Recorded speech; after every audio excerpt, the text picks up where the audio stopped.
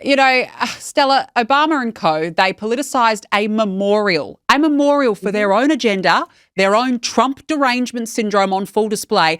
How disrespectful to do this at an event, mourning an American icon. Yeah, but it's on par. They'll take an opportunity whenever they can. Kamala Harris, I think she showed up and she was speaking in a different accent as well, because this is what she does. When she was on the political campaign, all of a sudden, she's in the South, she has a Southern accent. But I'm so happy that you aired that sound with the son, because the family came out right after Jesse Jackson passed away. And this same son said, I just don't want this to be about politics when we go to the funeral. So he kind of put people on notice.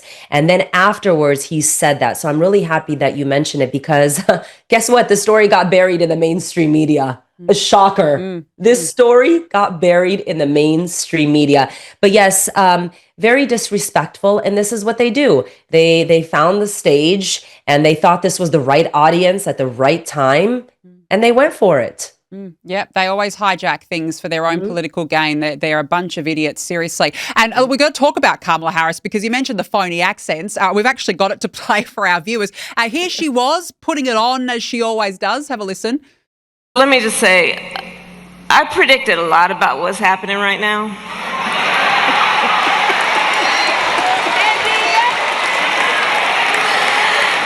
I'm not into saying I told you so, but we did see it coming.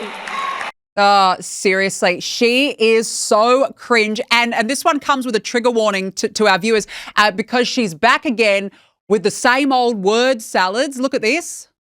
Understand, as has been said, the beauty that comes after the storm, when we see what is possible and what can be unburdened by what has been.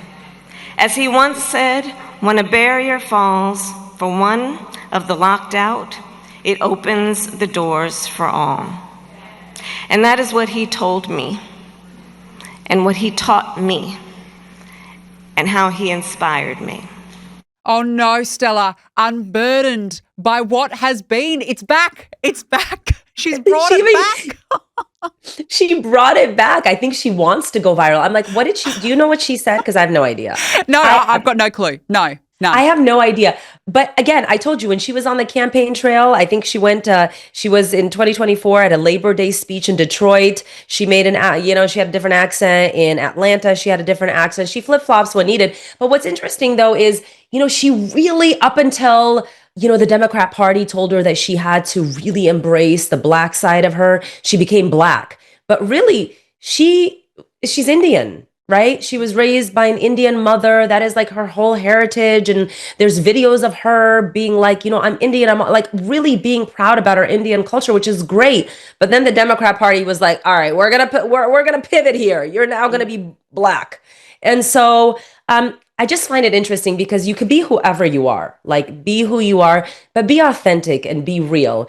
And constantly having these different accents, and then saying you're this and then saying you're that. It's like, it's playing up to your audience, and there's nothing authentic about it. No, nothing authentic about it. And I say, good luck. If the Democrats are going to make her run, fantastic, please. Yes, please. Do us all a favour. You'll do Donald Trump a favour. Exactly. We can't wait to be burdened by what has been once again. Now, before we let you go, we've got to talk about Joe Biden. After seeing this clip, and I mean, there's been some clips of him lately, but I just think to myself, why is he still being allowed to make public appearances? Have a look at this. If I told you all earlier, when I was a kid, I had a cleft palate or club foot, none of you would have laughed. But it's okay to laugh at stuttering. I'm not being critical of you, but think about it. It's the one place where people think you're stupid. Oh, really? I'm a hell of a lot smarter than most of you. But all kidding aside. Look, Stella, seriously, get him off the stage, please. It's now at the point where it's beyond elder abuse. They need to tell him to stand down and to stop speaking. I have to tell you, it's really sad. I've been in media and American media here, for over 20 years. And the gaslighting was so real. Like, you're not actually seeing what you're seeing. Don't believe your lying eyes.